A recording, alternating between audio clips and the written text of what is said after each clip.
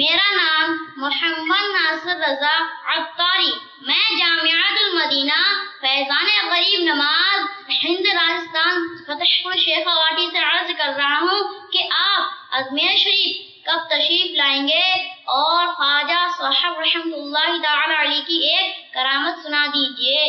سبحان اللہ۔ چلو بھائی، اجمیر چلو، اجمیر چلو۔ کاش غریب نواز بلا لیں گے تو یہ آیا میں اڑتا ہوا حاضر ہو جاؤں گا انشاءاللہ۔ میرا تو خود دل بہت کرتا ہے کہ میں اجمیر شریف کی حاضری دوں۔ جب بلائیں گے تو انشاءاللہ، جب بلایا خواجہ نے خود ہی انتظام ہو گئے انشاءاللہ۔ خوفناک جادوگر اور دیگر حکایات، صفحہ نمبر 5 تا 6۔ مدنی منہ نے کرامت سننے کی بھی فرمائش کی ہے۔ سیدنا خواجہ غریب نواز رحمت اللہ تعالی علیہ جب مدینہ الہند اجمیر شریف تشریف لائے، بلکہ اجمیر کو مدینہ الہند اجمیر شریف بنانے کے لیے تشریف لائے، تو اولاً ایک پیپل کے درخت کے نیچے تشریف فرما ہوئے۔ یہ جگہ وہاں کے کافر راجہ پرتھوی راج چوہان کے اونٹوں کے لیے مخصوص تھی۔ راجہ کے کارندوں نے آ کر آپ پر روب جھاڑا اور بے ادبی کے ساتھ کہا کہ آپ لوگ یہاں سے چلے جائیں، کیونکہ یہ جگہ راجہ کے اونٹوں کے بیٹھنے کی ہے۔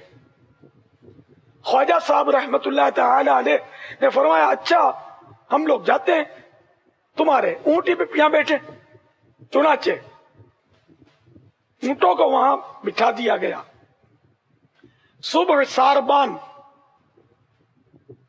ان کو بولتے جو اونٹوں کی رکھوالیاں کرتے ہیں، اونٹ چلاتے ہیں۔ صبح ساربان آئے اور اونٹوں کو اٹھانا چاہا، لیکن باوجود ہر طرح کی کوشش کے اونٹ نہ اٹھے۔ ساربان نے ڈرتے جھجکتے حضرت سیدنا خواجہ غریب نواز رحمت اللہ تعالی علیہ کی خدمت سراپا کرامت میں حاضر ہو کر اپنی گستاخی کی معافی مانگی۔ ہند کے بے تاج بادشاہ حضرت سیدنا غریب نواز رحمت اللہ تعالی علیہ نے فرمایا، جاؤ، خدا کے حکم سے تمہارے اونٹ کھڑے ہو گئے۔ جب ساربان واپس ہوئے تو واقعی سب اونٹ کھڑے ہو چکے تھے۔ اللہ رب العزت کی ان پر رحمت ہو اور ان کے صدقے ہماری بے حساب مغفرت ہو۔